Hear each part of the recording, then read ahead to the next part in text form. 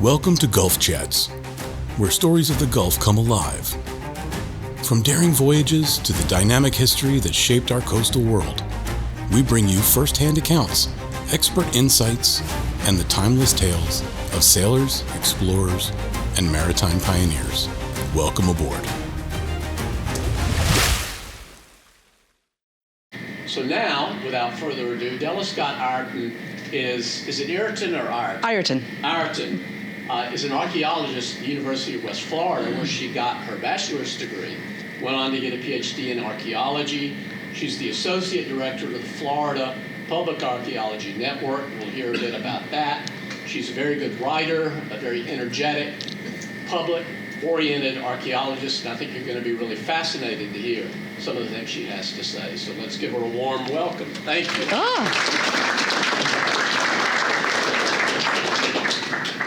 Well, as John said, thank you so much for the lovely welcome. My name is Della Scott-Ireton, and I'm an Associate Director with the Florida Public Archaeology Network. And I'm very pleased to be here today. What a lovely invitation to join you for GulfChats. And thank you all so much for taking time out of your day to come out and talk about shipwrecks with me. It's one of my favorite things to do. As John said, I got my bachelor's and master's at the University of West Florida, which has a wonderful maritime archaeology program. There we go in the back also, Stu did. One of only 3 in the United States that teaches maritime archaeology. And then my PhD is from Florida State. And so most of my career, I've worked in the state of Florida, but also did some research in the Cayman Islands for my dissertation work. That was terrible, as you can imagine. And most recently, I've been working in the Pacific with a colleague working on World War II sites, looking for missing service members to repatriate. So I've been very fortunate to be able to work all over the world in doing maritime archaeology. But one of my favorite things to do is to tell people about it. My organization, the Florida Public Archaeology Network, is a program of UWF, and we do education and outreach in archaeology. We've got 8 regional offices around the state of Florida, and so we do a lot of lectures and presentations to folks like you who are interested. Also a lot of volunteer opportunities and volunteer trainings and workshops for folks who want to get involved in archaeology at the hands-on level. But one of my favorite things is to talk about shipwrecks. So what I want to talk to you about today is shipwrecks of Northwest Florida. Now, I can't tell you about every shipwreck in Northwest Florida. We'd be here for a couple of weeks, at least. There are literally hundreds off the coast, if not thousands. Not all of them have been located. So what I want to tell you about is give you some basic information on archaeology, maritime archaeology, and shipwrecks, why we study them, why they're important to protect and preserve, and then tell you about 3 of some of the most interesting ones that we've researched pretty much in depth, so to speak. So to get started, this is not what we're going to be talking about. Every shipwreck in Florida, seems to be covered in Spanish treasure and pirate booty if you listen to the media and media reports. But that is not the case. But it leads to what we kind of call the Disneyfication of shipwrecks. People tend to think of shipwrecks sitting intact on the bottom of the ocean with the mast standing and the sails billowing in the currents and skeletons lashed to the wheel. And unfortunately, that is not what we find here. What we find is the very bottom part of the ship, the very bottom of the hull that's gotten down into the sediment, whether it's sand or in Pensacola Bay or Mobile Bay down in the mud, that's very beautifully preserved. But there's also a lot of misinformation. I always like to point this out. This Treasure Hunter's Map of Florida. This is a placemat. I picked this up in a little fish restaurant down near Fort Pierce, which is the treasure coast of Florida. The 1715 Spanish fleet wrecked there, and people have been picking coins up off the beaches for years. Treasure hunters have gotten at these shipwrecks. Unfortunately, we don't know a whole lot about them. But I was sitting there and waiting for my grouper sandwich, and I was reading this placemat. And you can see it's very text heavy. There's a lot of words on there. Every word on there is crap. There is not one thing on the placemat that is correct about Florida's historic shipwrecks, and yet that is the quote-unquote information that our citizens and visitors get. Now, if you get your information from a placemat, I can't help you a lot with that. Nevertheless, this kind of stuff is perpetuated online and in publications and in the media, and so as archaeologists, we're constantly fighting against that to talk to people about the real treasure of Florida shipwrecks and what they really look like. These are all Florida sites, and they range from steamboats. This is a boiler from a steamboat up in the Apalachicola River. This is a lumber vessel that uncovers over on Villano Beach, which is near St. Augustine. Every time a nor'easter goes through, this thing uncovers and has for about 160 years. And every single time it does, the media's like, oh, it's a Spanish treasure ship. No, it is a lumber schooner from the 1840s. We know this. things like this. This is kind of over near Milton. If you guys are traveling east on I-10 and you go over the Blackwater River Bridge on I-10 and you're not driving, look back over your right shoulder. There's a cove back over there called Shields Cove, and it's basically a maritime graveyard. Just like we have junkyards for cars today when they reach the end of their useful life, you got to do something with these old junky cars, right? And they did the same thing with old junky ships. They would strip them of everything useful, pull them up out of the way where they were no longer in the way of navigation, and leave them there. And there are at least 4 lumber schooners that are there. This is a picture taken actually before Hurricane Ivan. They don't stick up quite this much now, but they were just lined up. We know their names. This one is called George T. Locke. This one's called Dinty Moore, like the beef stew. There's 2 more there, and we know from archaeological survey there's about 7 more little vessels there that are everything from little rowboats to little tugboats. And this is literally a maritime graveyard. We also have some other ships we don't know a whole lot about. This one's called the Mystery Wreck. It's in the Florida Keys, and it dates to the early 1600s. It looks like it was a little vessel that was like they called them an aviso or an advice boat that used to run between the vessels of the Spanish fleets. Of course, they didn't have radios to talk to each other, so these little boats would run between the bigger vessels carrying messages. And it looks like this one got out of the deep water channel called Hawk Channel that runs along the Keys and ran up on a coral mount, and they couldn't get it off. And so they stripped it of everything and left it there. It was actually found by treasure hunters in the 1960s who pretty quickly figured out there was no treasure there, and they left it alone. And it's not in a place that people really go diving very much. So a lot of people visit it, and it's become a beautiful artificial reef. It's like coral garden, and there's fish, and there's all kinds of these species of coral that live on it. And so it's just a really interesting wreck. We don't know its name. We call it the Mystery Wreck. But this is what real shipwrecks look like around Florida. And they have really kind of a special value, and I always like to relate it sort of to what a ship means and then what a shipwreck means. And I love this quote. This is from the first Pirates of the Caribbean movie. This is when Captain Jack and Elizabeth are marooned on the island, and he's talking about his vessel, and he says, that's what the Black Pearl is, so it's a ship is. It's not just a keel and a hull and a deck and sails. That's what a ship needs. But what a ship is freedom. And I think it's a really interesting way of looking at this kind of maritime machine, and we can relate that to shipwrecks. Because a shipwreck is not just a pile of ballast or fasteners or hull timbers. That's what a shipwreck needs. But what a shipwreck really is clues to the human past. And as archaeologists, that's what we're interested in. It's not the things we find. It's the things that we find out by studying these things. And ships are so interesting as these individual machines. Unlike land sites, they don't tend to build up in layers over time. A shipwreck typically is one catastrophic moment in time. And we know that everything on that ship was in use at that moment in time by the people who were on board that ship. So ships can tell us about lifeways. What was so important to perpetuate your life at sea that you take it on board the ship so you can continue living your culture in your life? They tell us about trade and commerce. Again, what was so valuable? You load your ship up, you take it somewhere else, and you trade it for something that you don't have.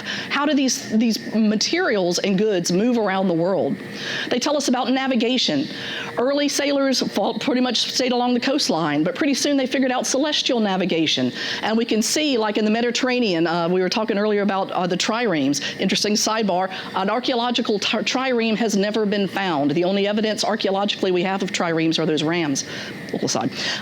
Tidbit. But navigation, the celestial navigation that sailors figured out, and we can see in the Mediterranean ancient navigation routes by the shipwrecks that are in deep water that go across the Mediterranean. Ships tell us about colonization and movement. We have an early Spanish colonization vessel, several of them in Pensacola Bay, associated with a 1559 Spanish colonization attempt. And if you want to hear about that sometime, I'll be glad to come back and tell you. But again, what is so important that you pack up yourself and your family and your kids and your clothes and your dogs and your pots and your pans and your tools and everything that you need to start a new life on the edge of the empire? Ships tell us about warfare. In Europe, we see the growth of early seagoing ships, the big stern castles and the forecastles. Those were originally platforms for archers to fire down onto enemy ships. Ships carried disease. The Black Death that ravaged Europe in the 1300s got to Europe from Asia on fleas, on rats, on ships. And we can see the spread of the Black Death from the ports all around Europe as it moved into the interior and killed nearly a third of the population of Europe. Ships carried language and culture and ideas and news and songs and stories and recipes. Ships carried everything. And so that's a really interesting way that we can learn about the people by studying the ships that they traveled on. So what makes shipwrecks important archaeologically is they're kind of a time capsule or a microcosm of the culture that created it, that built it, that sailed on it, that moved things around or people around on it, and sometimes the people who died on it. So they're really what we call a closed context. Unlike land sites, which often do build up in layers over time and might have artifacts from other cultures, other time periods that may have been in use over many, many long eons or hundreds of years, ships are closed. We know everything on that vessel was in use at that time. And we also often see very excellent preservation on shipwreck sites that we don't see on land sites. This is the remains of a black rat right over there in Pensacola. I told you about those 1559 Spanish colonization ships. Very first evidence of the black rat in North America. We have it in Pensacola. We're very excited about that. But they're beautifully preserved. We do not see these on the land site, the settlement site that these Spanish colonists founded, because the soil is so acidic. Underneath the oak trees and everything of Pensacola, these little bones just don't last. But in the mud in the bottom of Pensacola Bay, it's an anaerobic environment, which means there's no oxygen, so there's no bacteria. And so these very fragile little bones preserve beautifully. So, well, in fact, we had them examined by a rat bone expert, and there are, in fact, such people. And he told us these rats were growing up deformed from a disease called rickets, which is a bone deformity caused by lack of vitamin D that you get from sunlight or dairy. And so these rats are growing up in the darkened hold of the ship, never coming out into the light of day, and they are growing up deformed. So, I mean, really amazing things. But these shipwrecks also can give us unique information about our past that sometimes land sites can't, that documents often can't. But they're also non-renewable. And this is an image of a shipwreck in Pensacola from the British period, so 1760s, 1770s. And it was discovered by the University of West Florida in 1988. And the first maritime field school they had was on this site. We call it the Dead Man's Island shipwreck, little spit of land that's called Dead Man's. It's a historic careenage where ships were taken to be repaired and have the barnacles and whatnot scraped off. We know from historical documents and from archaeological investigations that this ship was brought in to be careened, have the barnacles scraped off and be repaired, and they discovered it was so badly damaged it could not be repaired, and so they stripped it and left it in place. We know it was from the British period because down in a knothole in the bottom of one of the timbers, we found a British button from the 60th Regiment of Foot, which was one of the regiments that came to Pensacola to fight in the Revolution. Unfortunately, only about 6 months after we had investigated it back in 1989, people looking for non-existent treasure tore it apart and threw its planks up on the beach. So you can now no longer go and see this site. It would have been a beautiful snorkeling site. It was in about waist deep water, but now it's destroyed. It's gone forever.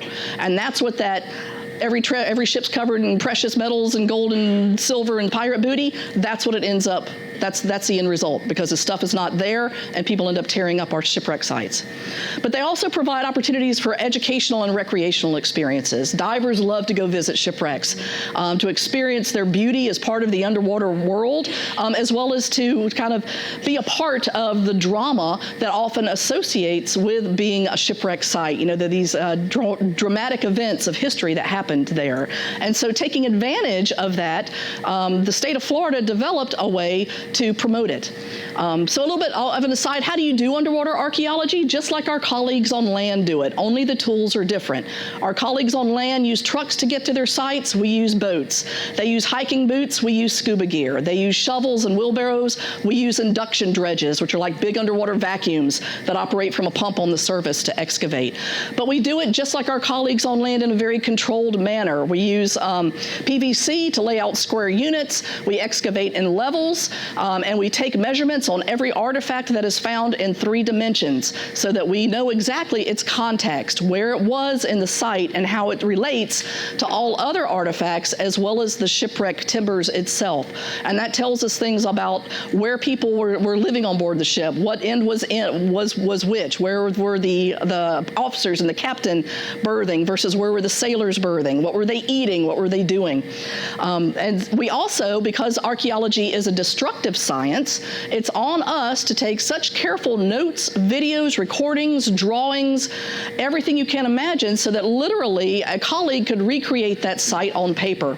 When I talk to kids groups, I say, imagine going out to the beach and digging a hole. Could you put every grain of sand back exactly where you got it? And absolutely not. You cannot. You drive yourself crazy. Archaeology is the same way. Once you've dug a site, you can never go back and redig it. And so it's on us to keep such careful notes that all of that information is preserved. But shipwrecks are also important biologically. You guys have been around the water long enough to know pretty much anything that gets sunk almost immediately begins to be colonized by the creatures that live in the water. And so these shipwreck sites, in many cases, are some of the oldest artificial reefs around.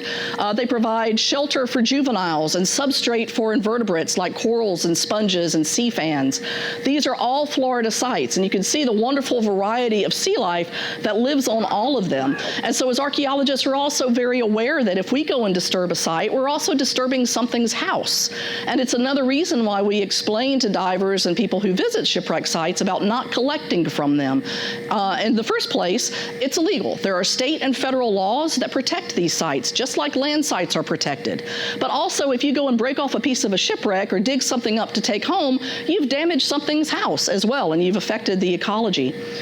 But there are a lot of problems that affect these sites. Everything from looting, intentional artifact removal and damage, treasure hunting, commercial salvage still happens on some of these historic sites. Souvenir collecting, divers who are thinking, oh, I'm just going to take a little piece of the shipwreck to remind me of this great dive. But if everybody who visits a site does that, pretty soon there's going to be nothing left to see. And then why are you going to want to dive there? Or your kids or your grandkids want to dive there? We also see effects of inadvertent human damage, whether it's divers hanging on to the wreck because they can't control their buoyancy, or dangling gear, or people dropping anchors on sites, erosion from waves and currents and runoff and storm surge, as well as development. This is Florida's East Coast, down around the Palm Beach and Lauderdale, and where people like to live hundreds and thousands of years ago on our coasts, and where people like to live today. And so our coastal archaeological sites are under constant threat. And there's laws in place to help protect them and to provide for investigation before development, but a lot of times these sites fall through the cracks, unfortunately, and then again we've lost a piece of our heritage. And the impacts of disturbance can be pretty severe. Certainly the context is destroyed. When pieces are removed from these sites, it's like a missing puzzle piece, and you don't have the whole picture. The visual beauty is damaged, certainly, and so that affects divers wanting to visit and promote these sites for local tourism.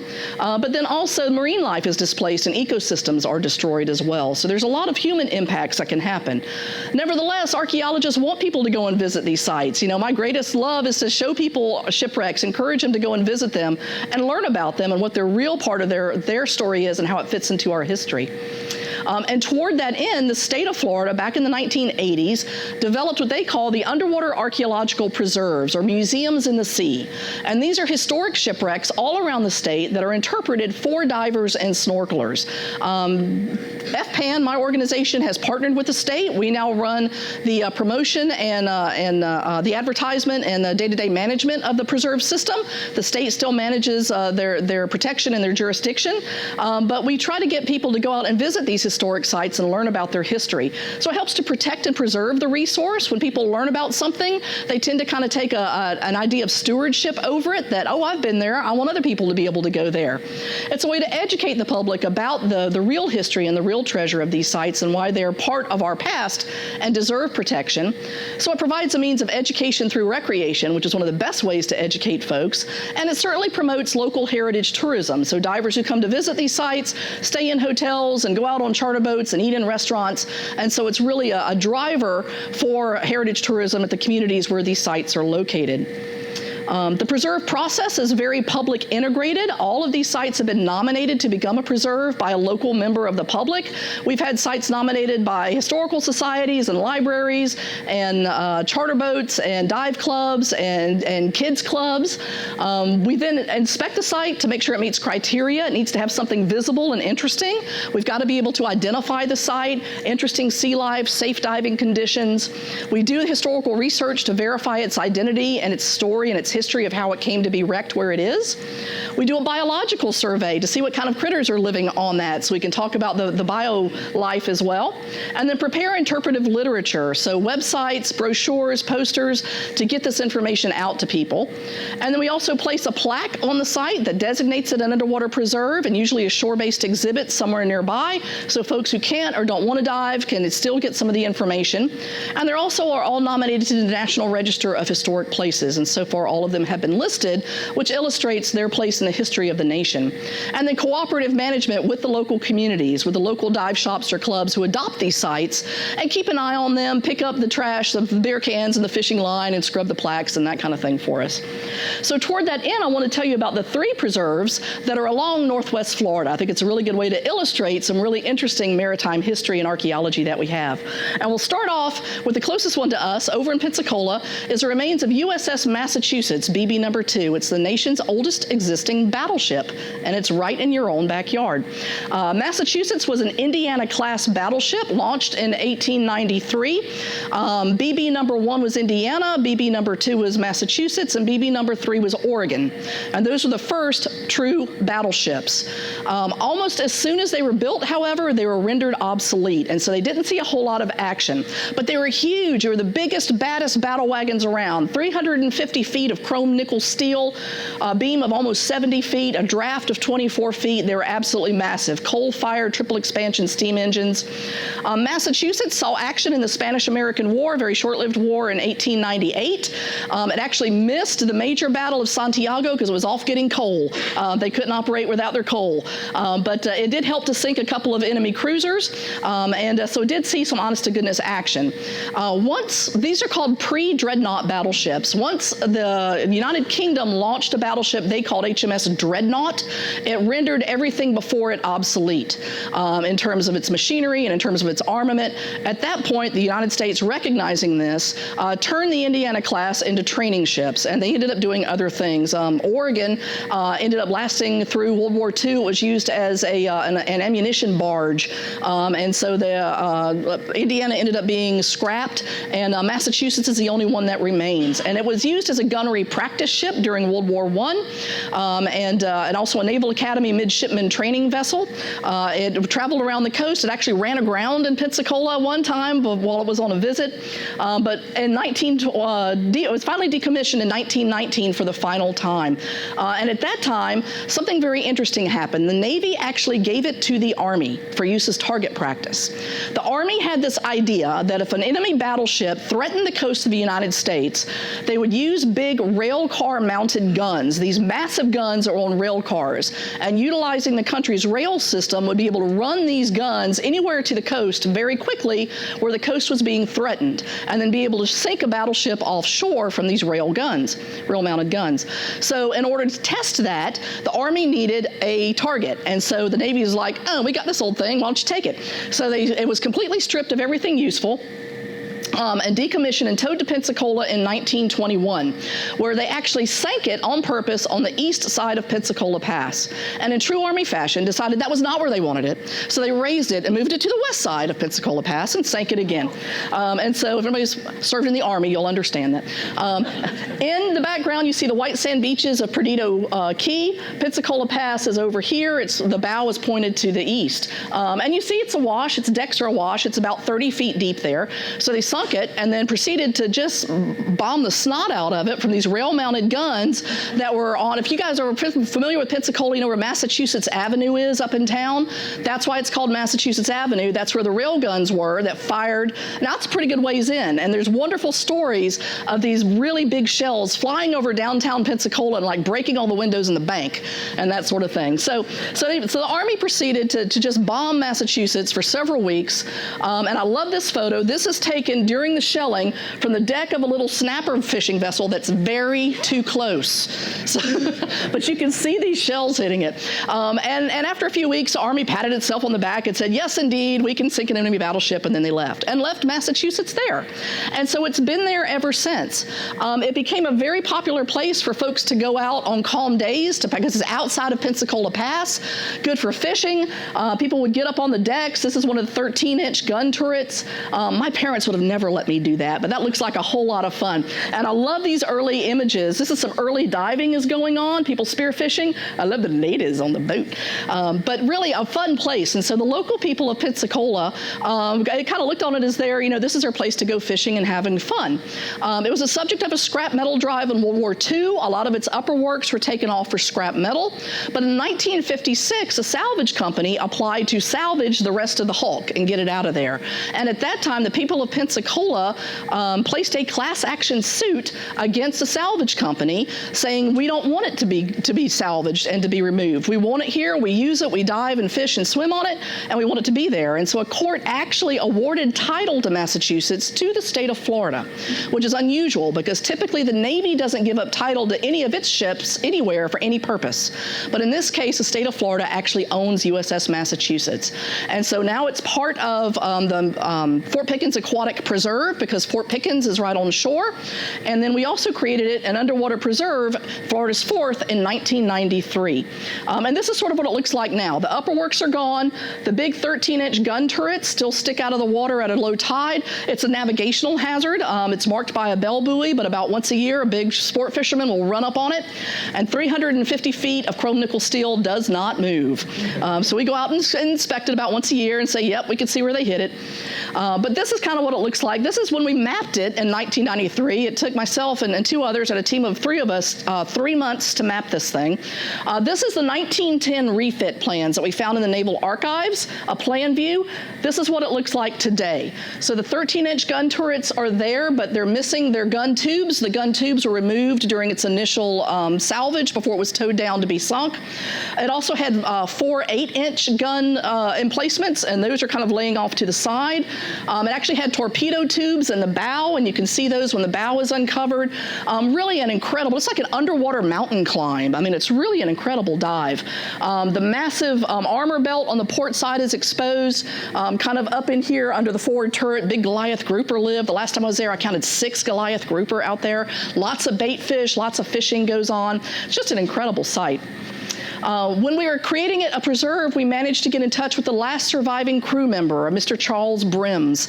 And at the time, he was approaching 100 years of age. We got in touch with his daughter, who's a tugboat captain on the Great Lakes. And she put us in touch with her dad, who gave us some wonderful information, as well as a whole book of photos that he had from his time on Massachusetts. So this is one of Mr. Brims' photos there.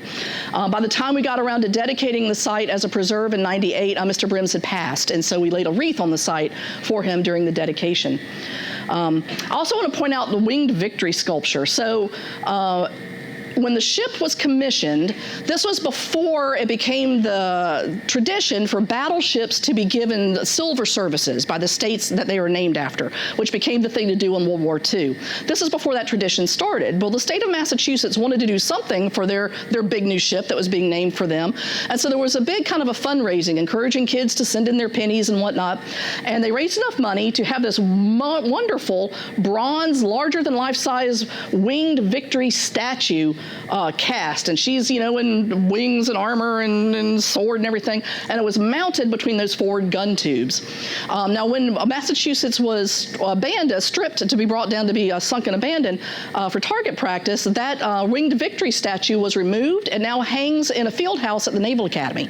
So it's still around, but it was also used as a motif for the bronze plaque that was put on this site. I've got some pictures later on of the standard bronze plaque the state does. It says, yeah, this is an underwater preserve site. It's kind of small. People in Pensacola decided, nope, we want a big one. We want it to feature the Winged Victory, and had this wonderful thing cast. It's absolutely beautiful. It's now sitting on the shipwreck site. This is a picture from before it was sunk, but I did not have the heart to tell them they spelled archaeological wrong. But you can go see the plaque on the site. So moving on a little bit towards the east, towards Panama City, we'll move on to Tarpon. And Tarpon was not nationally famous or important like Massachusetts, but was very locally famous. It was actually built in Delaware in 1887, originally called Naugatuck, 130 feet long. It was actually in 1891 sold south to Pensacola and lengthened and renamed Tarpon. And Tarpon ran along the Gulf Coast for many, many years. It was sold in 1902 to the Pensacola, St. Andrews, and Gulf Steamship Company, where it made regular runs. It was what we call a packet. So it made regular runs along the Gulf Coast, carrying merchandise and goods and people and mail and all kinds of stuff. It was run by a captain, Captain Willis G. Barrow, for all of the years that it was here. It saw some storms. This is when it was blown up on Santa Rosa Island in the big storm of September 36. They just drug it off the island, patched it up, put it right back in service. A very sturdy vessel, and was known for making these very regular trips. And in fact, Captain Barrow was quoted as saying, "God makes the weather, but I make the trips." Start saying things like that, you gotta be careful. So this is its route. It ran from Mobile, here in Mobile, to Pensacola, across over to St. Andrews Bay, which is Panama City, and down around to Apalachicola and Carabel and back. And it did that every week, back and forth, for 30-some years. And finally, in 1937, they had just left Mobile, and came around to Pensacola to drop off some cargo and pick up some more. There's a report that when it rounded the sea buoy outside of Pensacola, there were 4 inches of freeboard. That's the amount of hull between the water and the deck. So it was very, very heavily loaded, but that was not unusual. That's the way Captain Barrow usually ran it. So they were doing the long stretch across over to St. Andrews and got caught in a gale, and the vessel started taking on water. Captain Barrow realized it and turned it towards shore. The idea was to try to get into shallow water and to beach it before it sank completely, but they were not successful. Unfortunately, the vessel went down with quite a bit of loss of life. Captain Barrow got off the ship. He was older at the time. He was up in his late 80s. And succumbed to exposure in the water. There were some black stevedores. We don't even know their names. They were trapped below decks and drowned when the ship went down. The ship's second mate actually swam to shore, hiked 11 miles into St. Andrews to say my ship sank. At that point, there were rescue vessels were sent out and picked up some of the survivors that were floating in life jackets, but the vessel went to the bottom in about 90 feet of water.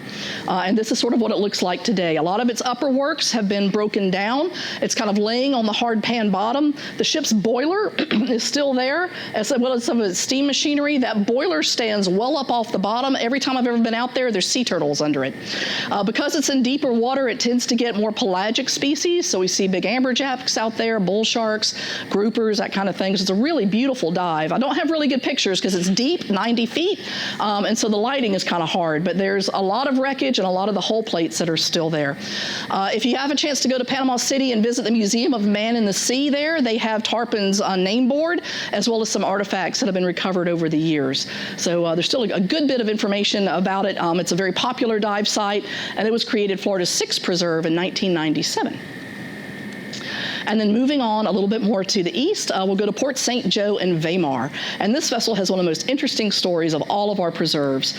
Weimar started life in 1919 as a British gunboat called Kilmarnock. That's the name of a town in Scotland, I believe. And there's several that start with this KIL designation. So they were called the Kill class, and there were several of them. Very long, thin, very fast, used as gunboats. 170 feet long, but only 30 feet in beams. So very long and slender, very fast.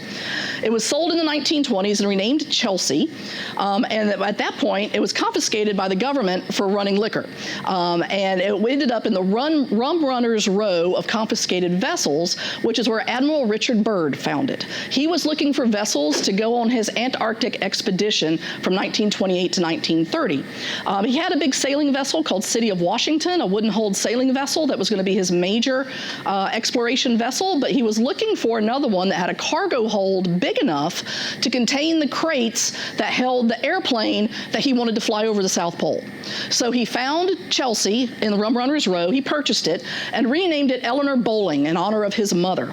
Now it's long and thin, it got into those southern oceans and started rolling around, and her crew renamed her Evermore Rolling. And apparently everybody was sick. But it was the first metal-hulled vessel in the Antarctic. Here it is in the ice pack, right next to, taken from the deck of City of Washington. You can see its rigging. Some hairy things happened. It was pulled right up alongside City of Washington, and some ice fell off the rigging and landed on the deck and almost capsized it with the airplane on board. It was a whole thing. I also have this wonderful little exhibit. So I was fortunate enough to go to New Zealand a few years ago, and down on the South Island of New Zealand, a place called Otago, or Port Chalmers, right down here, is where Byrd's expedition went out of. That's about as close as you can get to the Antarctic. The flights that still go to McMurdo today go out of the airport down there. And so I was in the museum at Port Chalmers, a maritime museum, because I can't go anywhere without going to a maritime museum. I saw this wonderful exhibit talking about the last stop before Byrd went to the Antarctic. And here's a picture of Eleanor Bowling right here. This is what she looked like in the ice pack as well. And so I was able to tell the curator there, I know where this ship is sunk. And he was like, what? And so we were able to exchange some information. So that was pretty good. But it's a beautiful place to go. It's still a working port. But it was purchased when it came back from the Antarctic. It was in terrible shape. This is what it looked like, just absolutely beat to hell. And so Byrd said, well, I can't really use this for exploration anymore. And so he sold it in 1933 to the Weimar Shipping Company. Now, the Weimar Shipping Company was known for buying older vessels, kind of slapping a coat of paint on them like lipstick on a pig, and putting them into service until they absolutely ran out as what we call tramp steamers, which means it did not run on a regular route. It went wherever there was cargo that made it worthwhile for it to go and pick it up and take it somewhere else. So Weimar ran for a good while as this tramp steamer, looking a little bit better, until 1942, World War II. It comes into Port St. Joe to pick up a load of lumber. Now, its crew and its captain were from all over. There were some Poles, there were some Panamanians, not Americans. So it came into Port St. Joe, took on this load of lumber, and started to go out of the pass at Port St. Joe. And it made a couple of sharp turns that are in the channel there and then sank right down, bloop, right in the middle of the navigational channel. No loss of life. But very strange. I mean, it was fairly seaworthy. It had just come up from the Caribbean. It had made these two sharp turns. It was on a calm straightaway when it sat down. So everybody got off. They went back to Port St. Joe. The Weimar Shipping Company put the crew and the captain up until they could go try to raise the vessel. Well, in the meantime, the local sailors, of course, it's World War II. All the young men are all fighting in Europe and the Pacific. So these sailors, these foreign sailors, started squiring the young ladies around in Port St. Joe, and that did not go over well. And there started to be these rumors of sabotage. Was this thing sunk on purpose to block the channel? And there ended up being such kind of a local ruckus, the Coast Guard actually sent a couple of investigators down to Port St. Joe to figure out what was going on. And when we were doing the research on this, I went to the National Archives in D.C. and found the file that these Coast Guard investigators had produced. And it was on that thin onion skin typewriter paper, you know. I think I'm the first person to look at it. Since they filed it, I think I made a sound only dogs can hear when I saw it. It was just like, here's the whole story. So the Coast Guard investigators start talking to local people. And one of the folks they were interviewing said, so the captain goes into this local bar every day, and he sits in the back of it, and there's this mysterious blonde woman who in my mind looks like Marlene Dietrich. And she would go in every day, and they would sit in the back, and they would talk to each other in a foreign language, and then she would leave. And then she'd come back later and tell him more things. Very suspicious. Of course, the sailors are squiring around the young ladies. No one likes that. The Coast Guard investigators actually went out to where the vessel was sunk. There were salvage divers there from Tampa trying to raise it. And they happened to be there when one of the salvage hard hat divers came up. And they were like, what's going on with this vessel? Was it sunk on purpose? And they were like, nope, it's in terrible shape. They said, we can't even find a place on the hull that we can attach patches on, because every time we touch the hull, it disintegrates into rust. They said this thing is just in terrible shape. It should not, they were like, fortunately it sank here, not in the middle of the Gulf, because this thing is not going to be seaworthy much longer. So the official Coast Guard report is that there was no evidence of sabotage or anything like that going on. But you talk to some of the local old timers in Port St. Joe, and they are absolutely convinced that there was something nefarious happening. This is what it looks like today. In the 1950s, the Army Corps of Engineers, as the Corps of Engineers did, flattened it using dynamite. It was a hazard to navigation because it was right in the middle of the shipping channel. And so a lot of its upper works are gone. It's only in about 27 feet of water on a white sand bottom. It's really beautiful, but it's really flattened down. But there's a lot there. This is a photo mosaic of what the site looks like. Here's a diver, so you can see just how big it is. But all of its machinery is gone. They salvaged all of that. Certainly the load of lumber has been removed as well. But it's a wonderful dive to take. It became Florida's 9th preserve in 2004. It's got some wonderful marine life that live on it. If you go to Port St. Joe scalloping, there's usually all scallops on it because it's not terribly deep. And I always like to show this. The dive shop we worked with in Port St. Joe created this wonderful shirt with all of its names on it. Which I thought was really pretty clever. I think you could still get it in Port St. Joe and some of the tourist shops there. So all of these sites, as I said, are Florida's underwater archaeological preserves. This is a poster that was created to promote it, and I've got the poster right back over here in the bucket. You're welcome to take some of those home. But it has a little bit of information about all of the wrecks. Wherever you see a dive flag is where these wrecks are located. So here's Pensacola with Massachusetts, and then Tarpon and Weimar here. It's a growing program. Our latest one is down off Tampa. It was USS Narcissus, number 5, which was a Civil War tugboat. And so it's a growing program. Every time we get a new nomination for one, we go and check out the site. And if it meets the criteria, we work with the local folks to develop it as a preserve. We have brochures for them. I have some for the 3 we've talked about up here. We're running low on the brochures. I don't know that we're going to reprint them because of a really good website called Museums in the Sea that has all of that information, and we'll save some trees by not printing all these brochures. So get them while they're hot. We also have on the website where you can download an underwater guide and then laminate it to take it underwater with you to do a self-guided tour around the sites so you know what you're looking at, and you can also identify some of the sea life. And they're also included on what's called Florida's Historic Shipwrecks Maritime Trail, which includes a lot of other shipwrecks around the state as well. As I mentioned, they're all marked with these plaques. This is what the normal plaque looks like, not the Massachusetts one, that designates the sites as underwater archaeological preserves. The local dive clubs go out and scrub those for us. Lots of folks like to have their pictures made there. And then I encourage you to go and check out the website, museumsinthesea.fpan.us. The original website for this was created in the 1990s, and it looked like it. So we've been over the last couple of years trying to upgrade the website, get some new images and photos and videos. So go and check that out, and we'll have more content coming on that through the course of this year and the next.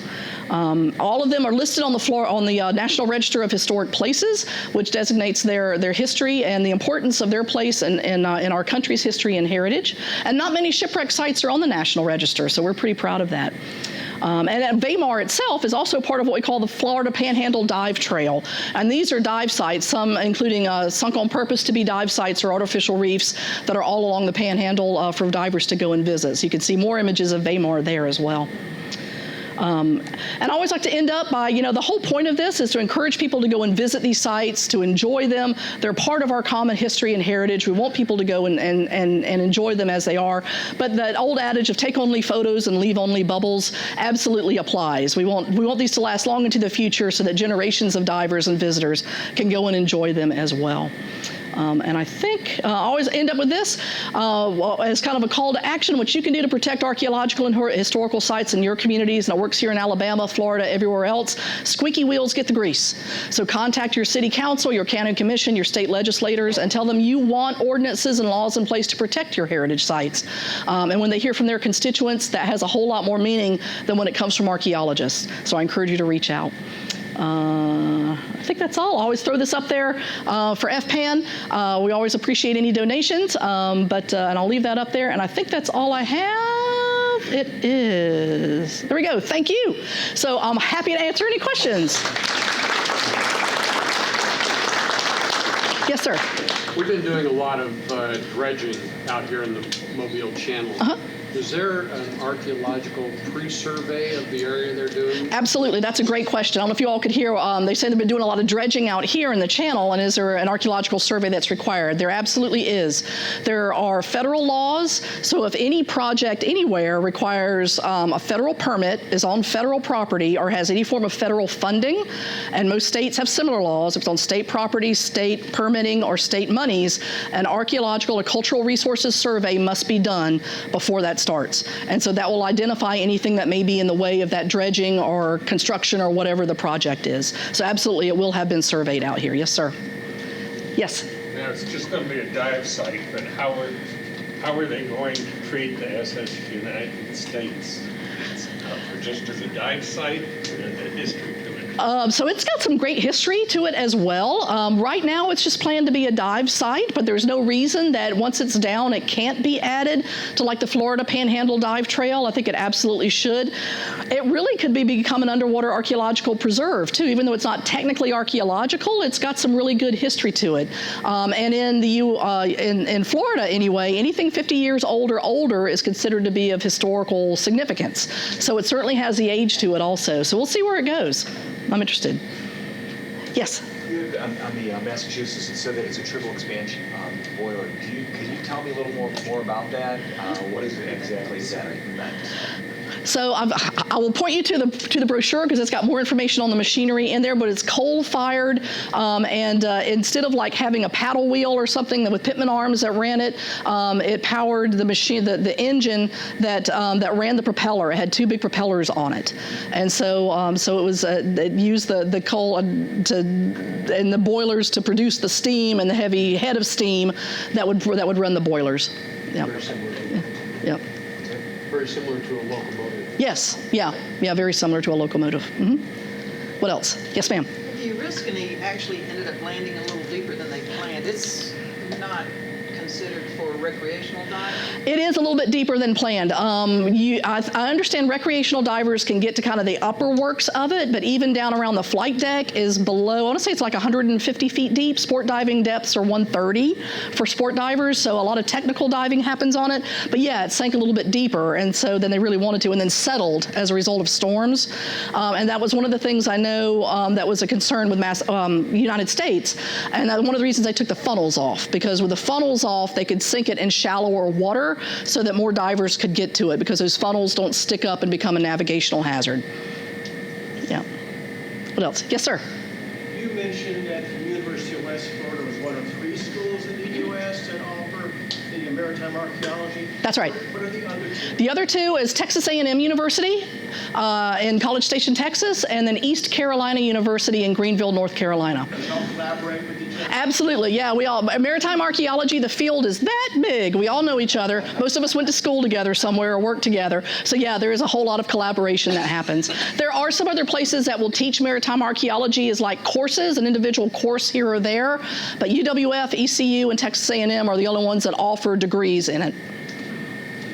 Another question is kind Yes. of not shipwreck related, but it is archaeological. Okay. But, down here, something near here in Mobile, they found like a preserved ancient forest. Yeah. Do you know, is that anything diveable now? Or I don't know. make it an archaeological site? Yeah, and it's offshore. I don't know exactly where. I've not been out there yet. And I understand there's talk about wanting to make it publicly accessible. Right now, there's concerns about people destroying it.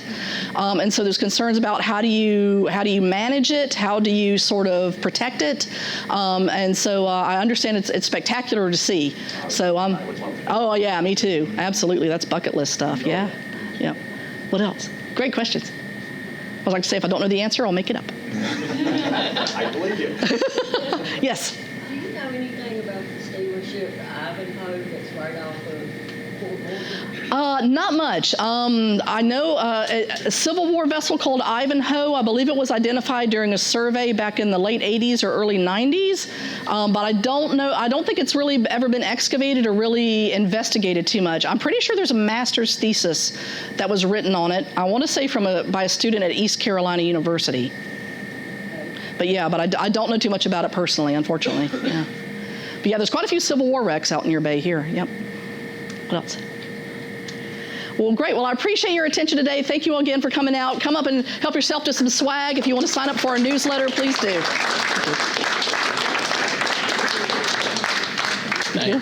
Thank you, Della. That was one of the best. Oh, well, thank you. I really think. Excellent speaker. And briefly on the Ivanhoe, There we go. Here's our maritime historian. Lay it on us. it's not far off the shore. It's actually kind of almost out in the surf. And you can see the tops of her funnels just below. So all kind of fishing gear on it and everything like that. It would be a prime study, but probably difficult because of the wash back and forth. Yes, sir. And it was on its maiden voyage, just like the Titanic. Wow. Yeah, it's a fabulous story. Yeah. Well worth investigating. So thank you all for coming out. Next month we'll have Mike Bunn, who's the director at Blakely State Park, talking about Mobile, the Southern Metropolis, which is his latest book. Ought to be fascinating. And thanks again for coming out. Come get the stuff. Here we go. Thank you.